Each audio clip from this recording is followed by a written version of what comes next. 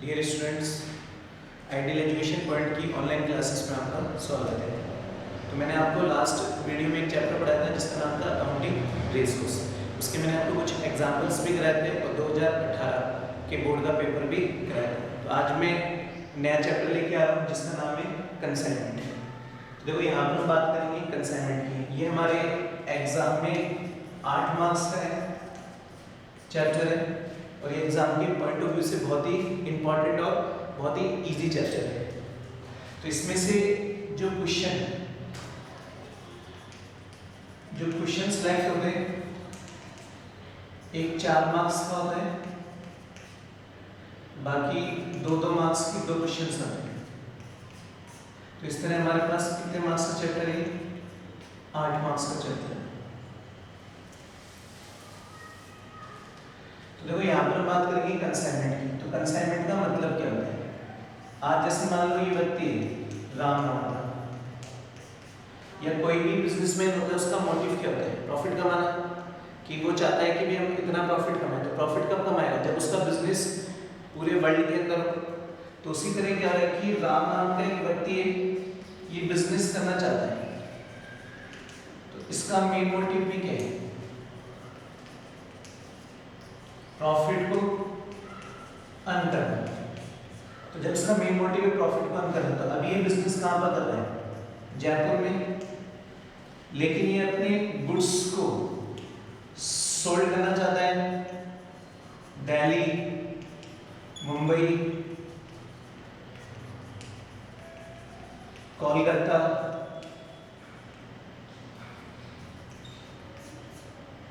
चेन्नई। तो ये बड़ी बड़ी मेट्रो सिटी में अपने गुड्स को क्या करना चाहता है? सोल्ड करना चाहता है। दिल्ली हो गया, मुंबई हो गया, कोलकाता हो गया, चेन्नई हो गया। तो अभी ये कहाँ पर बिजनेस कर रहा है? जयपुर में। तो अब जब ये जयपुर से बिजनेस कहाँ करेगा? दिल्ली में। तो अगर ये खुद जयपुर से दिल्ली में जाएगा तो जयपुर का बिजनेस क्या हो जाएगा? खत्म हो जाएगा।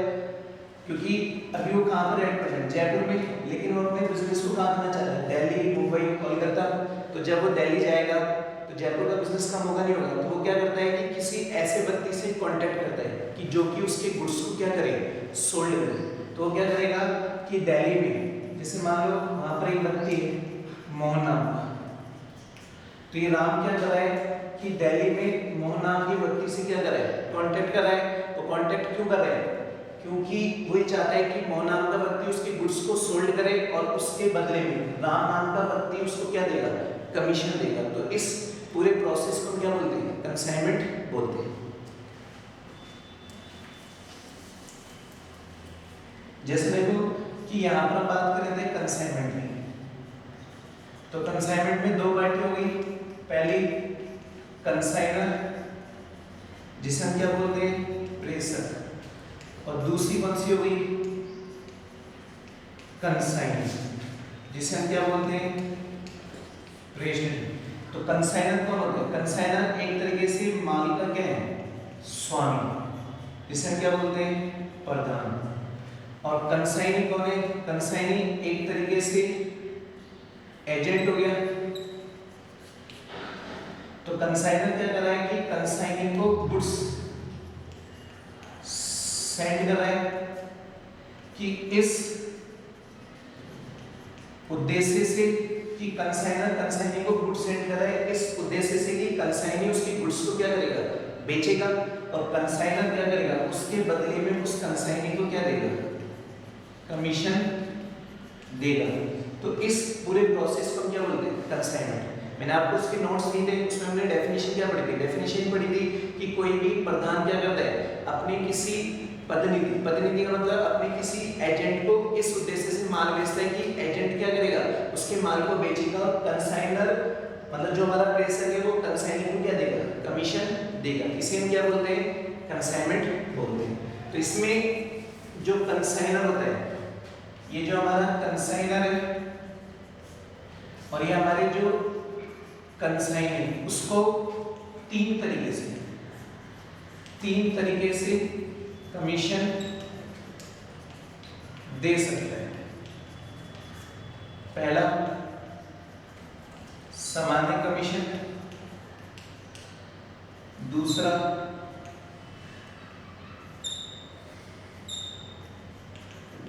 डेल कैडर कमीशन और तीसरा अधिभावी कमीशन। तो कहने का मतलब क्या था कि कोई भी कंसाइनर को तीन तरीके से कमीशन दे सकता है। पहला है सामान्य कमीशन, जिसे हम क्या बोलते हैं, ऑर्डिनरी।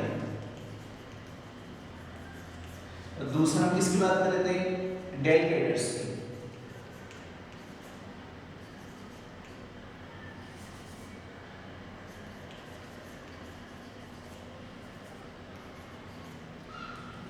दूसरा हमारा डेलीगेट कमीशन और तीसरा कौन सा आता है, ओवर राइडिंग।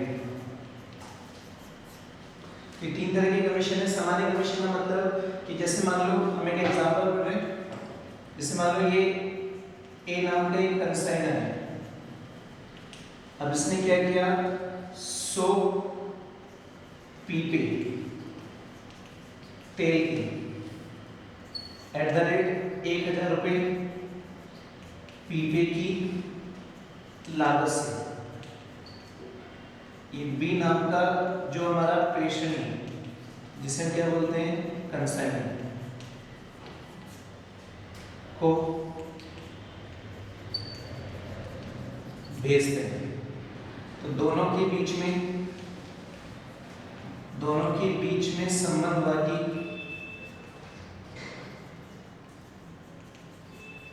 जो माल बेचेगा उस पर 5% सामान्य कमीशन दिया जाएगा। तो बी ने 80 पीपी 1500 रुपये प्रति पीपे की दर से बेचे। तो देखो यहाँ पर क्या कह रहा है कि जो कंसाइनर था उसने 100 पीपे तेल की @ 1000 रुपये पीपे की लागत से किसको भेजे, बी नाम के प्रेषणी को भेजे, जो कहाँ पर रहता है, दिल्ली में। तो दोनों के बीच में संबंध क्या होगा, दोनों के बीच में संबंध हुआ कि जो माल बेचेगा उस पर हम 5% सामान्य कमीशन देंगे। तो बी ने 80 पीपे 1500 प्रति पीपे की दर से बेचे।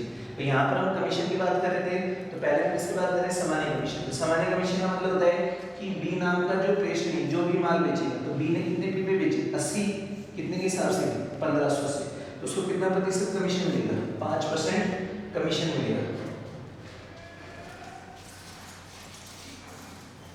तो देखो यहाँ पर सामान्य कमीशन कितना हो गया,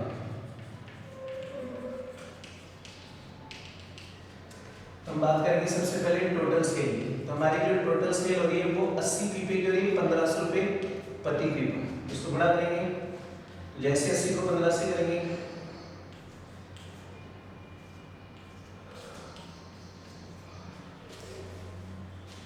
हमारे पास जो सैलरी हो 1 लाख कितनी की होगी, 20,000 रुपये की। तो हमारा जो सामान्य कमीशन है, तो 1,20,000 का कितना परसेंट है, 5%, 2 की 2 जीरो काटी,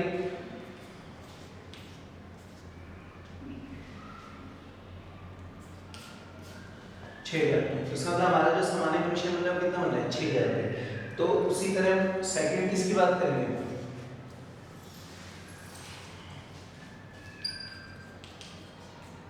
डेल कैडर कमीशन। देखो डेल कैडर कमीशन का मतलब क्या होता है, डेल कैडर कमीशन का मतलब होता है कि कोई भी जब कंसाइनर को माल बेचते हैं, तो कंसाइनमेंट में जो भी रिस्क होती है वो किसकी होगी, कंसाइनर की होगी, ना कि किसकी होगी, कंसाइनर। क्योंकि कंसाइनर तो क्या करेगा, उसके पास माल है, वो माल बेचेगा, अगर माल बेचेगा तो उसके बदले में क्या लेगा, कमीशन लेगा। तो सारी की सारी जो रिस्क होती है वो किसकी होती है, कंसाइनर की होती है। तो कई बार क्या होता है, जब गुड्स सोल्ड नहीं होते उस केस में कंसाइनर क्या करता है कि कंसाइनर को बोलता है कि हम गुड्स किसमें बेचेंगे, उधार में। और जब उधार में माल बेचेंगे तो डूबत किसकी होगी, कंसाइनर की। तो उसको कंसाइनर की होगी। तो उस केस में क्या होता है कि कंसाइनर अपने कंसाइनी को एक कमीशन देता है अलग से, जिसको हम क्या बोलते हैं, डेलिवेट कमीशन। तो डेबिट कमीशन कंसाइनर कंसाइनी को तब देता है जब कंसाइनी क्या करता है, उधार माल जो बेच रहा है तो उसमें जितनी भी रिस्क होती है वो कौन वहन करेगा, कंसाइनी वहन करेगा। तो उस केस में कंसाइनर क्या करेगा, अलग से कमीशन देता है, जिसकी कैलकुलेशन जनरली किस पे करते हैं, उधार बिक्री पे करते हैं, उसको हम क्या बोलते हैं, डेबिट कमीशन।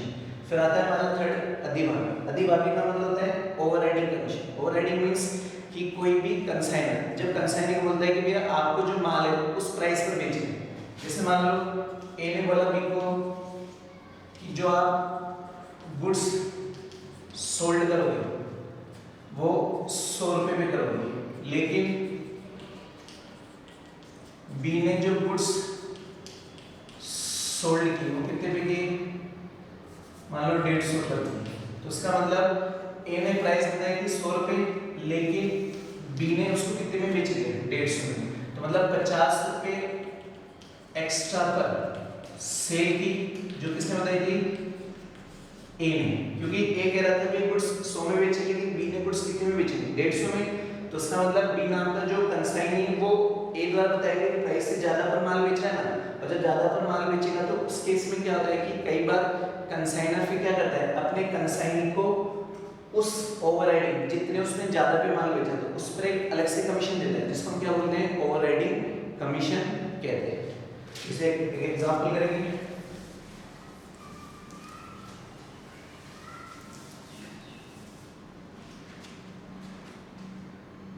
जैसे मान लो यहाँ पर एक मोहन नाम का कंसाइनर है, मोहन नाम का कंसाइनर है, उसने 10 पीसेस एट द रेट 500 रुपये प्रति